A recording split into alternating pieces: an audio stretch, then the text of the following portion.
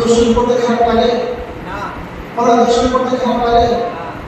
আশিক রাসূল যারা নবী যারা, তাদের কাছে সবচেয়ে প্রেমের বিষয়, ভালোবাসার বিষয় হলো রাসূলের প্রতি দরুদ পড়া।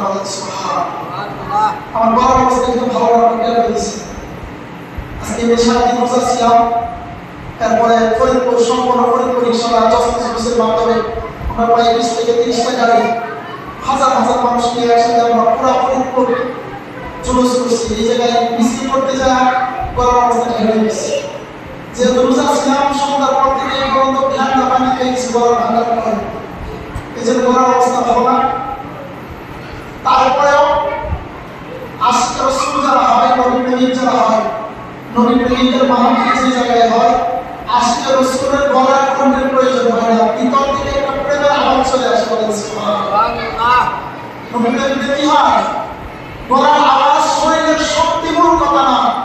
নবী প্রেমিকদের মূল বিষয় হলো অন্তর থেকে যে প্রেমটা জাগ্রত হয়, এই প্রেম দ্বারাই নবী প্রেমিকরা দুনিয়ায়ও শান্তিতে থাকে, আখিরাতেও রাসূলুল্লাহর কদমে জান্নাতের জায়গা পেয়ে যাবে। বলেন সুবহানাল্লাহ। এই জন্য একটু মুহাম্মদের সহিত রসূল পড়ুন, আল্লাহুম্মা